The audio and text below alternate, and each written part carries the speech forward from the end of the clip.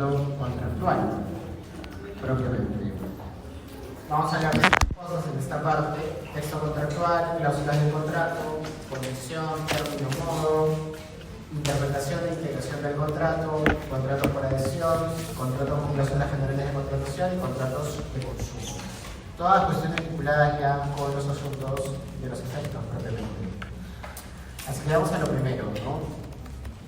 Estas cuestiones del texto contractual y de las cláusulas del contrato son importantes tenerlas claro en atención a que en este punto nosotros ya no estamos hablando de la estructura, recuérdenlo, ¿sí? Ya cerramos ese asunto. Ahora, como le explicamos en su momento, por definición, digamos,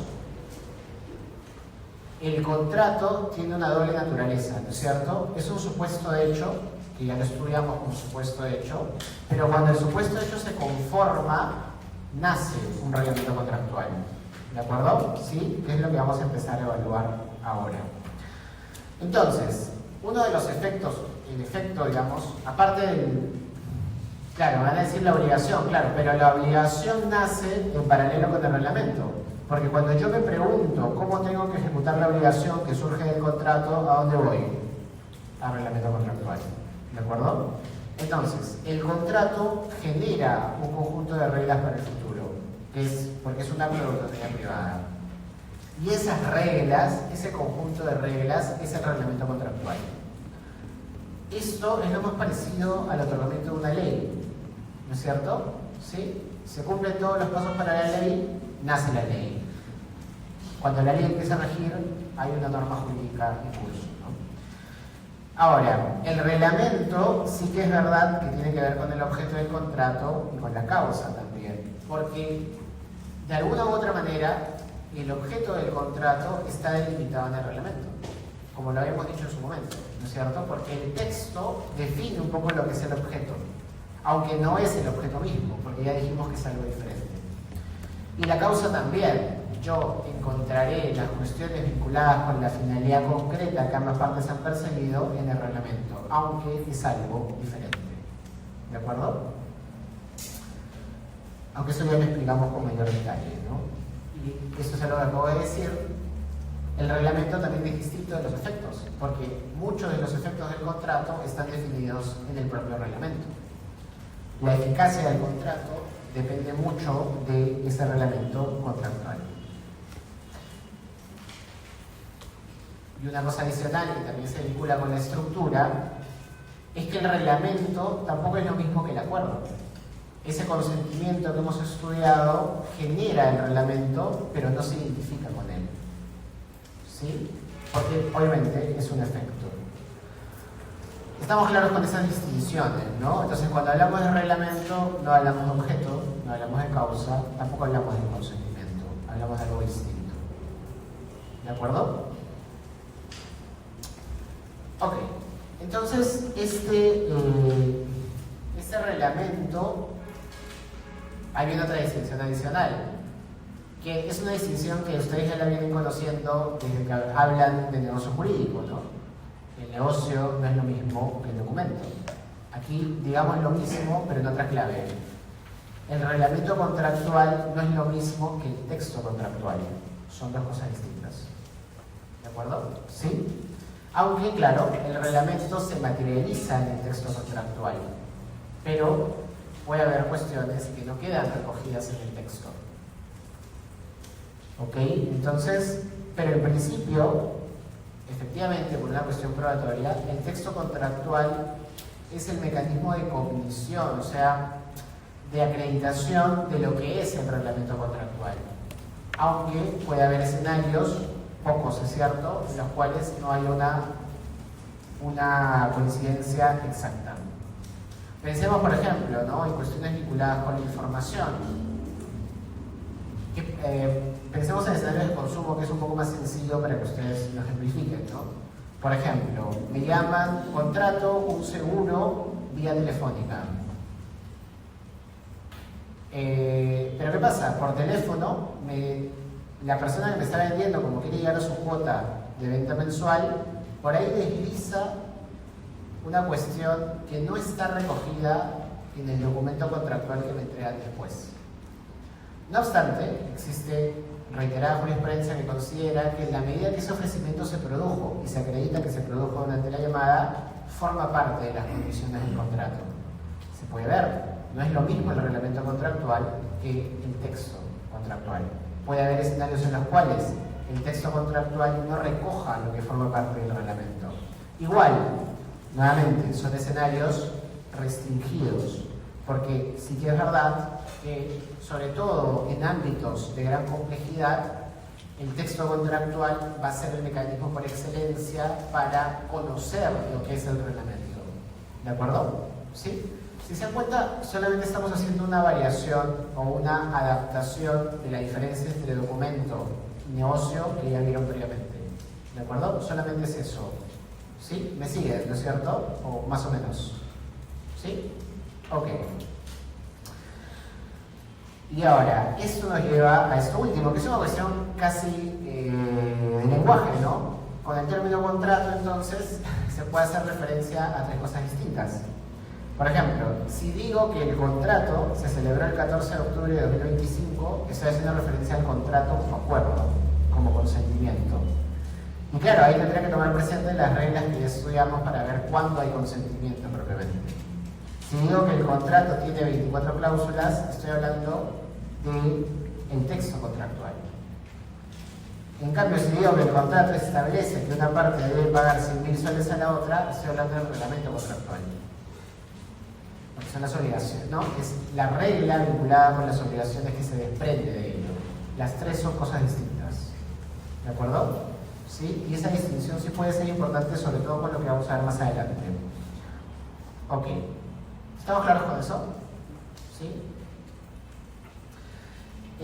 Ahora, sí lo leen, ¿no? Pero está muy chiquito. Otra cosa que nos podemos preguntar, vinculada con el reglamento, es cuáles son las fuentes de ese reglamento contractual. Acá hacemos un ejercicio muy parecido al de las fuentes de la ley. ¿De acuerdo? ¿De dónde? ¿Cuál puede ser el origen de esas reglas que conforman el reglamento contractual?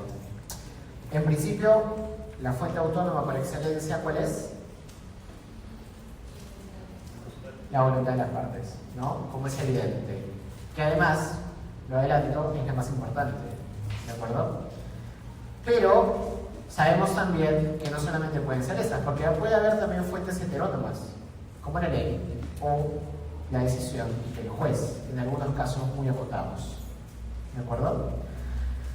Vayamos primero con esta primera fuente, que es la principal además. Eso ya se desprende del 1354, ¿no? ¿Alguien puede leer, por favor, el 1354 del Código Civil? Sí, por favor.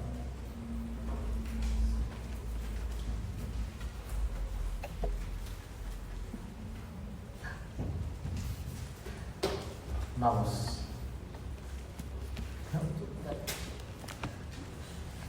Artículo 1354. Las partes pueden determinar libremente el contenido del contrato siempre que no sea contrario a normas legales de carácter imperativo. Muy bien. Entonces, ahí está, ¿no? En principio, ¿de quién depende el reglamento contractual? El reglamento contractual depende, pues, propiamente de lo que digan las partes. ¿Sí? Esa es la regla por defecto. Ojo, hay unos límites, eso ya lo hablamos en su momento, ¿no? Cuando hablamos de autonomía privada, identificamos que había límites a la autonomía privada y eso se vincula un poco con esto que estamos explorando ahora. Ahora, eso que dice el 1354, de que las partes pueden establecer libremente el contenido del contrato, pareciera entenderse como simplemente una carga, ¿no? Una posibilidad. Pero yo diría que eso no es tan exacto, en el sentido de que, sobre todo en operaciones complejas, las partes no solamente pueden ejercer esa facultad, sino que deben hacerlo. ¿De acuerdo? Porque la autonomía privada se materializa no solamente en la existencia del acuerdo, sino en la creación de ese reglamento contractual. Eso es lo que tiene en particular la autonomía privada. Claro, en la mayoría de los escenarios de pronto no es tan importante, mejor dicho, en los escenarios pequeños del día a día no es tan relevante, porque esa fuente heterónoma completa todo, ¿no? Cuando voy a la tienda, por ejemplo, prácticamente no estoy determinando reglas, más allá del precio y la cantidad. Y bueno, el bien, ¿no? Nada más. Es un contrato súper acotado. Pero cuando voy a comprar una casa, de pronto que sí, ¿no? Tengo que decir, es necesario que establezcan las reglas particulares para evitar ese escenario de ambigüedad futuro. ¿Por qué lo digo? Porque entonces, cuando pensamos en el reglamento contractual, no se debe pensar en términos de mínimos. Es decir, en el contrato no se coloca lo mínimo indispensable, se coloca lo que ambas partes necesitan para que la relación que nace del contrato pueda funcionar. ¿De acuerdo? Que es una cuestión distinta. Por eso cuando se elabora un contrato, tiene que comprenderse muy bien para qué tipo de relación, no solamente jurídica, sino práctica, va a funcionar. Porque de ello depende cómo es que el reglamento contractual se va a estructurar. ¿De acuerdo? Eso es importante. Y bueno, eso ya lo dijimos, ¿no? La fuente voluntaria en principio es la más relevante, ¿no? ¿Eso qué quiere decir? ¿Qué es lo primero que yo debo revisar para saber cómo se debe ejecutar el contrato? ¿La ley o el reglamento contractual? El reglamento contractual, porque es la fuente primaria. ¿De acuerdo? Entonces, yo primero tengo que buscar respuestas ¿dónde? En el contrato. Y esto es algo que se vincula con lo que ustedes ya vieron en obligaciones. ¿De acuerdo? Que es algo que, bueno, al menos cuando yo enseño obligaciones lo digo mucho. Todo lo que se ve en obligaciones es una cuestión prácticamente supletoria, porque las partes podrían cambiarlo casi todo. Creo que hay muy pocas partes de obligaciones vinculadas con la forma en la que se ejecuta la prestación que no pueden ser modificadas. Todo lo que es teoría del riesgo puede ser cambiado, absolutamente todo. Y yo diría que debería cambiarse, ¿no? Porque si a las partes no les funciona la teoría del riesgo que por defecto tiene el Código Civil, pues modifíquenla, háganlo, ¿de acuerdo? ¿Por qué lo digo?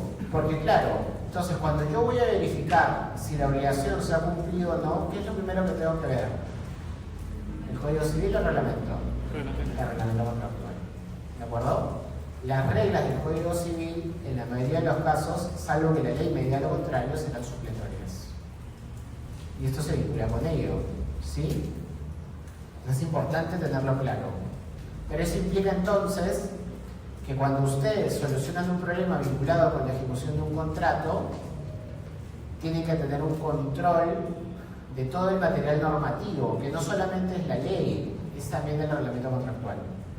Y los documentos o documentos privados que pueden estar vinculados con ese documento contractual en específico. En fin, bueno, entonces, ahora, hay unas cuestiones formales con el texto contractual. Ya hablando del texto, no del reglamento. El texto contractual, es decir, como lo hemos dicho, ¿no? El documento o aquello donde se plasma el reglamento, por fuerza está estructurado con proposiciones. Se ha podido ver, los contratos ahora están de todos lados, ¿no? Todos tienen líneas de teléfono celular, ¿no? Y pueden observar, por ejemplo, cómo se estructura un contrato de cláusulas generales. Y se van a dar cuenta que la estructura del contrato tiene una forma de redacción particular y está, además, formalmente construido a partir de proposiciones, a partir de cláusulas. ¿Sí? Si lo revisan, lo van a poder apreciar ello. ¿Y qué es la cláusula? Ya desde un punto de vista formal, la cláusula viene a ser esta unidad mínima del texto contractual. Claro, obviamente, del texto contractual en tanto reglamento, ¿no? Y es una disposición homogénea que nace del contrato y que estructura reglas relevantes que las partes han determinado para su vida de relación. ¿De acuerdo? Entonces, los contratos formalmente, el texto contractual formalmente se estructura a través de cláusulas. ¿Sí? Y las cláusulas tratan, mejor dicho no, las cláusulas contienen estas reglas en atención a lo que las partes consideren necesario. ¿Estamos claros con eso? ¿Sí? ¿Se entiende? Ahora, si seguimos con las cuestiones estrictamente formales, estas cláusulas es usual que estén identificadas como artículos, ¿no? Porque dice cláusula primera, cláusula segunda, cláusula tercera, cláusula cuarta, y que a su vez tengan subdivisiones. 1, 2, 3, ¿no? O sea, la cláusula primera que tiene punto 1, punto 2, punto 3, pero que también puede tener subdivisiones a su vez, 2.1, 3.3, dependiendo de la complejidad del escenario. Y también las cláusulas pueden tener sumillas, como lo tendría cualquier ley, ¿no? Objeto, identificación de las partes, escenarios de confidencialidad, cláusula penal, cláusulas de no competencia, etcétera, ¿no? ¿De acuerdo? Puede haber sumillas que, en el caso de... O sea, ¿esto por qué es importante? Porque cuando vayamos a interpretar un contrato, todos esos detalles son relevantes para comprender el sentido del reglamento contractual. Nuevamente, recordemos, son cosas distintas. Es lo mismo que pasa con la ley. ¿Se acuerdan, no? Cuando ustedes llevan la introducción al derecho se les enseñó. Una cosa es la ley, otra cosa es la norma jurídica. Son cosas distintas. Yo en la ley encuentro la norma jurídica. Aquí estamos haciendo lo mismo. En el texto contractual yo encuentro el reglamento contractual, pero no es lo mismo. Si bien coloquialmente, como pasa con la ley y con la norma jurídica, se puede utilizar como sinónimos, no son lo mismo. ¿Ok? Y es lo mismo, ¿no? La ley se estructura en artículos, incisos, etc. Aquí estamos viendo lo mismo. El contrato, el texto contractual, se estructura en cláusulas, en numerales, en subnumerales y así. Y suelen tener sumillas. ¿Es indispensable que las tengan? No. Pero pueden estar presentes por una cuestión de técnica. Y claro, la cláusula, si bien una proposición, es una disposición porque está estableciendo un supuesto de hecho y una consecuencia. Tenganlo presente. Todas las cláusulas establecen consecuencias vinculadas con algo que las partes están preveyendo que va a suceder. O que las partes deliberadamente están indicando que va a ocurrir. ¿De acuerdo? Claro, eso se vincula nuevamente con el tema de las obligaciones, porque cuando yo estructuro un reglamento contractual, al momento de plasmarlo al texto, debo tomar en consideración esos mandatos normativos que quiero excluir, que se encuentran en diferentes articulados. Si se dan cuenta, en la parte de contratos casi no hay referencias a cómo es que debe ser estructurado las reglas vinculadas con las obligaciones que nacen, porque eso ya lo estudiaron. La parte de las obligaciones es una guía para que ustedes luego, al estructurar el reglamento contractual, decidan si se pliegan o se apartan. ¿De acuerdo? ¿Sí? Es una cuestión de técnica de cómo, digamos, tengo que afrontar la redacción de un contrato. Y en clave romano-germánica, la estructura siempre es esa, ¿no? Ustedes deberían, para estructurar correctamente un contrato de cualquier tipo, ojo, tienen que comprender adecuadamente cuáles son las leyes que por defecto determinan ese tipo de contrato en particular. Porque hay otra cuestión, claro, no es lo mismo, no son las mismas reglas cuando yo estoy estructurando un contrato de compra-venta que cuando estructuro un contrato de arrendamiento, o cuando estructuro un contrato de mutuo, o cuando estructuro un contrato de locación de servicios, porque las obligaciones son distintas. Por lo tanto, el marco normativo aplicable es también diferente. Hay un grado de complejidad diferente. ¿De acuerdo? Eso lo vamos a explicar enseguida. A propósito, lo vamos a seguir viendo porque estas son cuestiones vinculadas con la interpretación. Pero ¿por qué les digo esto? Porque claro, como vamos a seguir avanzando en el curso, ustedes van a decir, pero falta algo. ¿Por qué no me están contando cómo es que estructuro el reglamento en atención al tipo de obligación, al tipo de contrato? Porque eso ya lo vieron. Y lo van a ver nuevamente cuando lleguen contratos típicos. Porque, a ver, yo tengo que ver dos cosas. Tengo que saber el tipo de obligación y el tipo de contrato. Y de eso depende la forma en la que construyo de manera particular un reglamento contractual que sirva para esa concreta vinculación entre las partes. ¿Me siguen, no es cierto? ¿Sí? Entonces, si yo quiero estructurar un contrato de compra-venta de manera adecuada, tengo que darme cuenta que estoy frente a obligaciones de dar y que tengo que aplicar la regulación del tipo de contrato específico. Grandes problemas hay cuando es un contrato atípico. Igual, pero eso es otra cosa, ¿de acuerdo? Eso se explora en el siguiente curso. Por eso aquí, en contratos parte general, no hablamos propiamente del cómo se estructura el reglamento en sí mismo, porque ya lo adelantaron en obligaciones y lo van a complementar en contratos típicos. Solamente hablamos de las cuestiones justamente generales, ¿de acuerdo? Que las vamos a ir viendo. Ok, entonces, ahora, bueno, estas son cuestiones ya casi formales, ¿no? No siempre el hecho de que yo diga cláusula primera, segunda, implica que cada cláusula es una disposición. Podría ser que en una misma cláusula hay varias disposiciones de diferente tipo, ¿no? Otra cosa que es importante, a efectos de evaluar, sobre todo, escenarios de invalidez parcial, es identificar que no todas las cláusulas son iguales en el sentido de su vinculación con el propio contrato o su dependencia del reglamento contractual. Por ejemplo, ¿no? Puede haber cláusulas que se consideren como no autosuficientes, es decir, que no tienen existencia fuera del contrato. Como por ejemplo las cláusulas que se vinculan con el objeto mismo del acuerdo, porque están unidos indescindiblemente a ese contrato concreto. Pero puede haber cláusulas que son autosuficientes, por ejemplo, cláusulas de no competencia. Puede ser que el objeto del contrato sea cumplido, pero que la cláusula de no competencia siga vigente por un tiempo más, porque es autosuficiente.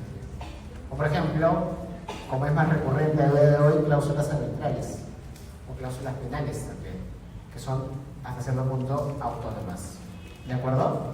¿Sí? Eso es importante identificarlo, porque claro, la nulidad de una cláusula autosuficiente no necesariamente anula todo el contrato. La nulidad de una cláusula no autosuficiente anula todo, porque no puede existir el contrato sin esa cláusula concreta. ¿De acuerdo? Es importante tener esa claridad también al momento de aproximarse al texto contractual. Y bueno, el texto contractual, pues ya lo dijimos varias veces, contiene el reglamento contractual, pero puede haber también casos en los cuales esas proposiciones que aparecen en el contrato no tengan un valor propiamente normativo. ¿De acuerdo? Como pasa, por ejemplo, con las cláusulas de estilo, que no son preceptos propiamente, sino que de pronto reiteran cosas que la ley ya dice, o simplemente hacen referencias que son hasta cierto punto vanas. ¿De acuerdo? Por ejemplo, colocar una cláusula que diga que el bien se entrega en el estado que se encuentra. No me dice mucho, ¿no? Salvo que lo convierta en una cláusula concreta, por ejemplo, que sería distinto colocar una cláusula corpus, eso es otra cosa. Pero si simplemente lo digo, es evidente, ¿no? Porque me lo está entregando en el estado en que está. Yo lo estoy aceptando, lo estoy viendo, eso es un poco obvio. ¿De acuerdo? No altera nada, porque igual yo podría alegar luego, si descubro un defecto que no estaba presente, el vicioso oculto, podría alegar todo. ¿De acuerdo? No cambia absolutamente nada el resultado, es una cláusula de estilo, simplemente. Y hay que diferenciarlas también, sí. Porque si es una cláusula de estilo como tal, no contiene o no forma parte propiamente del reglamento contractual. Simplemente está diciendo algo suelto. ¿De acuerdo? Está simplemente haciendo una referencia a la ley. ¿Estamos claros con eso? ¿Sí? ¿Se entiende también? Ok. ¿Qué más? Eso con la determinación voluntaria, ¿de acuerdo?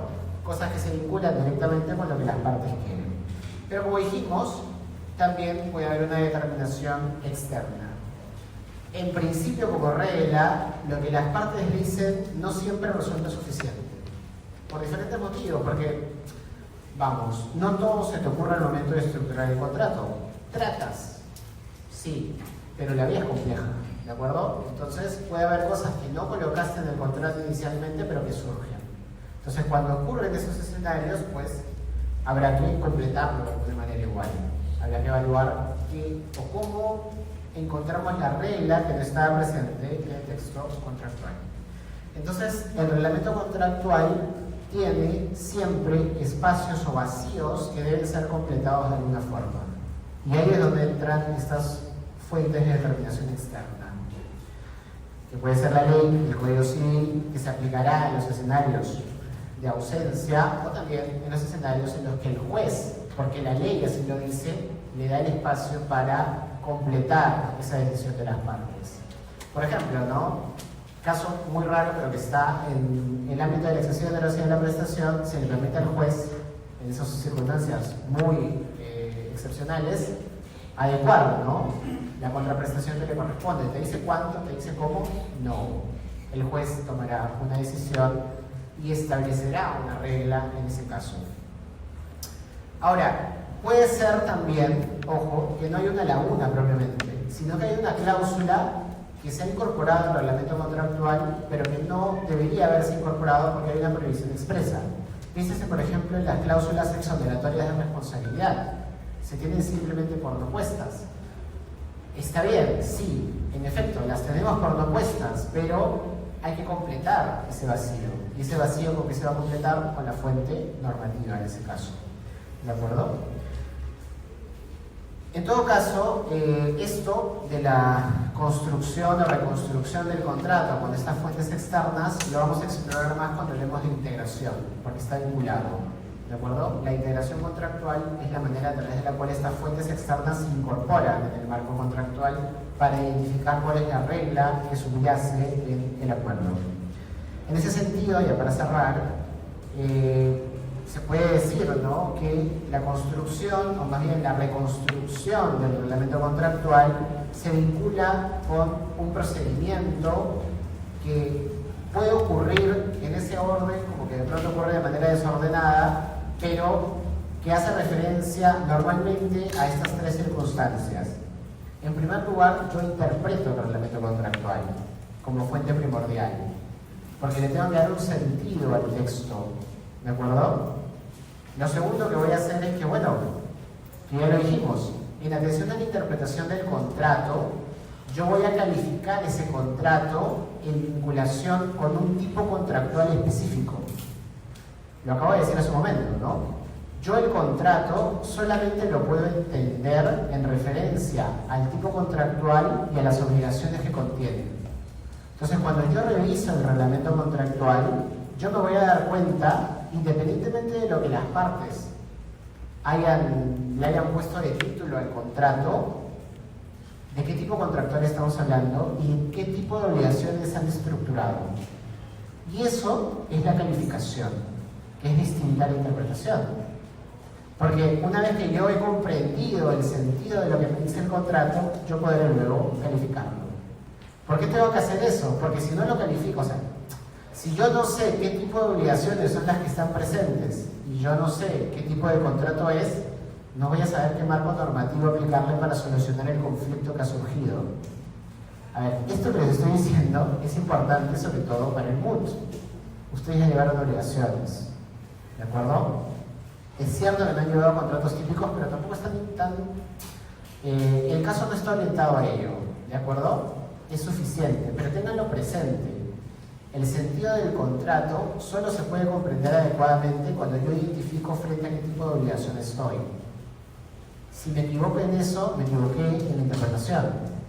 Si yo confundo el tipo de obligación que el contrato está regulando, pues la respuesta va a estar necesariamente equivocada. ¿De acuerdo? Ténganlo presente. Y lo tercero es que, bueno, si no puedo cumplir con los dos primeros, tendré que recurrir a integrar el contrato.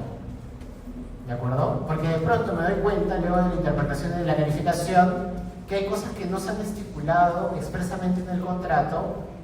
¿Y con qué las voy a completar? Con el tipo contractual que corresponde. O con la obligación que corresponde. Porque también las obligaciones tienen reglas particulares que se les aplican. ¿De acuerdo? He ahí la importancia de calificar adecuadamente el reglamento contractual. ¿De acuerdo? Ahora, claro, esto puede pasar en desorden, sí, obviamente, porque puede ser evidente cuando yo reviso el texto contractual, puede ser evidente de pronto que estoy frente a una compra-venta.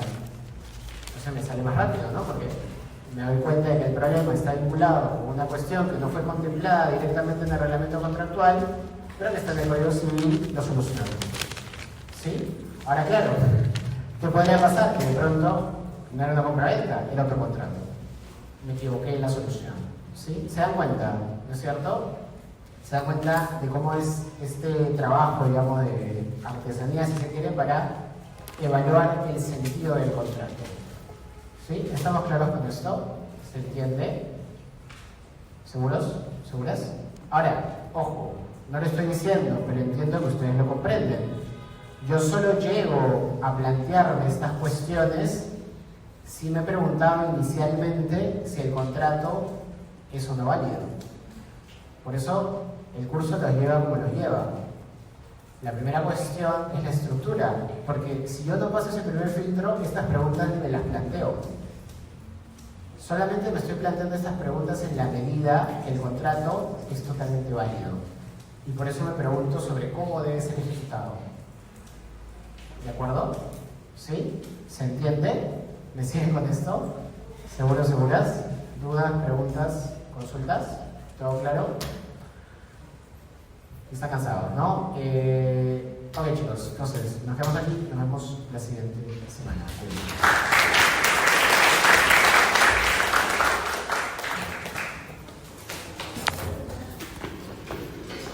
No,